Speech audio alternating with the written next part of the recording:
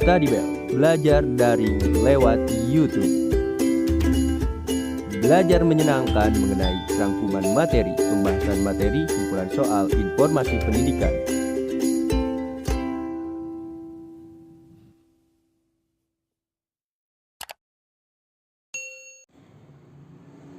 Aktivitas manusia dalam memenuhi kebutuhan. Manusia adalah makhluk ekonomi karena manusia selalu ingin memenuhi kebutuhan. Tentu saja dengan cara yang rasional sehingga dapat mencapai kesejahteraannya. Masalah ekonomi muncul karena adanya kebutuhan manusia yang tidak terbatas.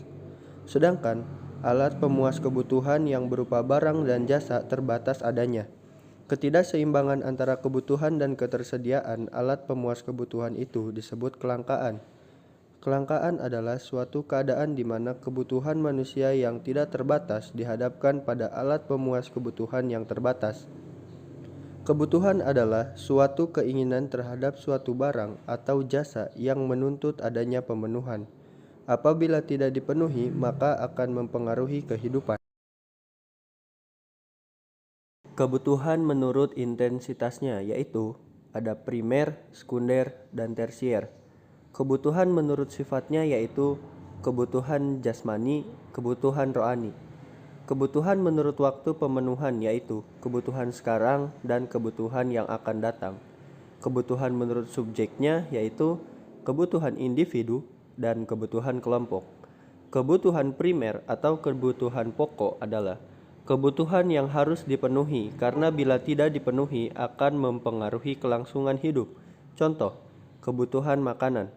Yang kedua, ada kebutuhan sekunder atau tambahan, yaitu kebutuhan yang dipenuhi setelah kebutuhan primer terpenuhi. Misal, kebutuhan perabot rumah tangga. Yang terakhir ada kebutuhan tersier.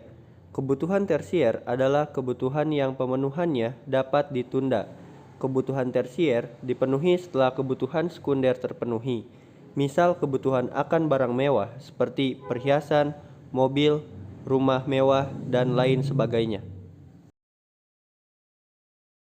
Agar seluruh kebutuhan kita dapat terpenuhi secara adil atau sesuai urutan kebutuhan, maka kita harus menyusun skala prioritas. Kebutuhan seseorang sangat dipengaruhi oleh status sosial, jenis kelamin, tingkat pendidikan, dan lingkungan tempat tinggal.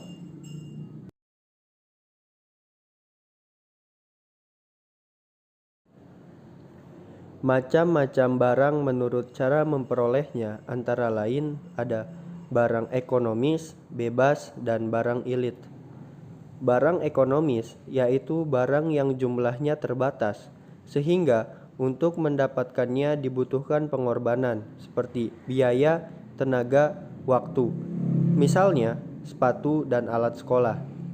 Kemudian ada barang bebas, yaitu barang yang jumlahnya melebihi kebutuhan manusia, sehingga untuk mendapatkannya tidak diperlukan pengorbanan. Misal, udara yang di dalamnya terdapat berbagai macam unsur.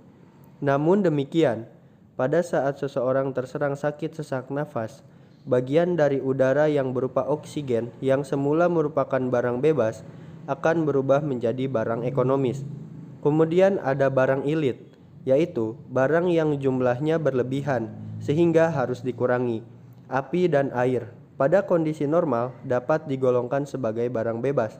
Namun, saat jumlahnya berlebih seperti air pada saat terjadi banjir maupun api saat terjadi kebakaran, maka air dan api akan menjadi barang elit karena jumlahnya berlebihan. Tindakan ekonomi adalah tindakan manusia dalam memenuhi kebutuhan untuk mencapai kemakmuran. Tindakan ekonomi manusia tersebut didorong oleh motif ekonomi. Motif ekonomi adalah alasan atau keinginan yang mendorong manusia untuk melakukan kegiatan ekonomi. Kemudian ada prinsip ekonomi. Prinsip ekonomi adalah dengan pengorbanan tertentu untuk mendapatkan hasil yang maksimal atau dengan pengorbanan seminimal mungkin untuk mendapatkan hasil tertentu. Macam-macam barang atau alat pemenuh kebutuhan. Menurut hubungan dengan barang lain dibedakan menjadi barang substitusi dan barang komplementer. Suatu barang disebut sebagai barang substitusi apabila dapat saling menggantikan terhadap barang lain. Misalnya, antara beras dengan jagung, mobil dengan sepeda motor, dan gelas dengan cangkir. Sedangkan suatu barang disebut sebagai barang komplementer apabila mempunyai fungsi saling melengkapi. Misal, sepatu dengan kaos kaki, buku dengan pensil, sepeda motor dengan bensin, dan kompor dengan gas. Kemudian ada barang menurut proses pembuatannya dapat dibedakan menjadi 3, yaitu ada barang mentah, barang setengah jadi, dan barang jadi. Produksi adalah kegiatan menghasilkan barang atau jasa atau kegiatan menambah kegunaan barang atau jasa. Misal, mengolah sayuran menjadi makanan siap santap. Tujuan produksi untuk menghasilkan barang atau jasa, untuk memperoleh keuntungan dan memenuhi kebutuhan konsumen. Dalam memproduksi barang diperlukan ide kreatif atau kreativitas agar hasil produksinya disenangi masyarakat.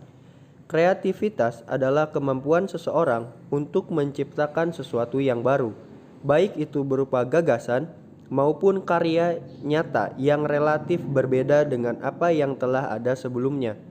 Distribusi adalah kegiatan menyalurkan barang dari produsen kepada konsumen. Pelaku distribusi disebut distributor. Sistem distribusi terdapat 3, ada langsung, semi langsung, dan tidak langsung.